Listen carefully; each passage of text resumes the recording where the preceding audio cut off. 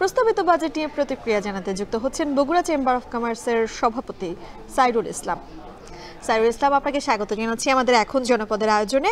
আপনার কাছে প্রথমেই জানতে চাই, উত্তরাঞ্চলে কৃষির জন্য এই বাজেট, এই যে 2025-26 অর্থ বছরে যে বাজেট ঘোষণা করা হয়েছে সেটি কতটা সহায়ক হবে বলে আপনার মনে হয়? ধন্যবাদ মিম আপনাকে। আপনারা জানেন যে আমাদের উত্তরবঙ্গ বিশেষ করে কৃষি প্রধান এলাকা। এখানে কৃষিতে আপনার আমাদের বিশেষ করে বগুড়ায় আলু, ধান, সবজি প্রচুর উৎপন্ন হয়।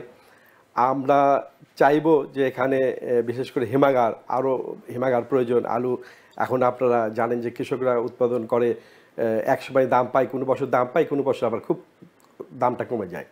এই কারণে কৃষকদের এটার জন্য আমাদের যদি হিমাগারগুলি আরও যদি বাড়ানো যায়, তাহলে আমাদের এই বিশেষ করে আলু সিজনে যে আলুটা হয়, এই আলুটা আমরা কৃষকরা যদি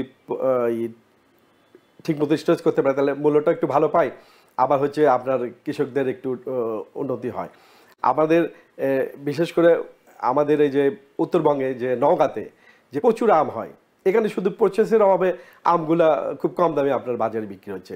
এখানে যদি শুধু প্রসেস করে যদি এক্সপোর্টের একটু ব্যবস্থা করা যায়, তাহলে কিন্তু আমরা কিন্তু অনেক বৈদেশিক মুদ্রা অর্জন করতে পারি।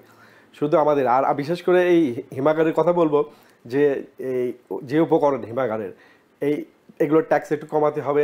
তারপর বিশেষ করে গ্যাসটা আরেকটু জানতে চাই আপনার কাছে আরেকটু জানতে চাই যে কৃষি খাতে যন্ত্রের ব্যবহারও কিন্তু বেড়েছে। সে জায়গা থেকে যন্ত্রাংশ উৎপাদনকারীদের দাবি এই বাজেটে কতটা পূরণ হয়েছে?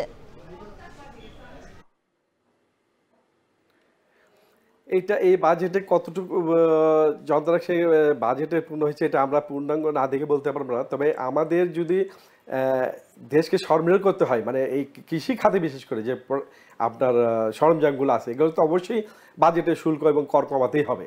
এটা আমাদের কৃষকদের দাবি বলেন, ব্যবসায়ীদের দাবি বলেন, এটা সবারই দাবি। কৃষি বান্ধব দেশ যদি আমরা করতে চাই, কৃষি সহায়ক দেশ যদি আমরা করতে চাই। হ্যাঁ, আচ্ছা, আরেকটি বিষয়, নির্মাণ সামগ্রীর দামও কিন্তু বেড়েছে এই বাজেটে আমরা দেখতে পেয়েছি। সেক্ষেত্রে শিল্পায়নে কি ধরনের প্রভাব পড়বে বলে আপনার মনে হয়? শিল্পায়নে তো অবশ্যই প্রভাব পড়বে। আপনার প্রতিটা মানুষেরই স্বপ্ন একটা বাড়ি করার, নিজস্ব বাড়ি করার। তাদের স্বপ্নই থেকে যাবে এই বাজেটে যদি দাম বেড়ে যায়, ট্যাক্স যদি বেড়ে যায়। আর বিশেষ করে ধরেন বিশেষ করে আবাসন শিল্পে আমাদের এখানে প্রচুর শ্রমিক মানে কাজ করে, এখানে লাখ লাখ শ্রমিক এখানে কাজ করে।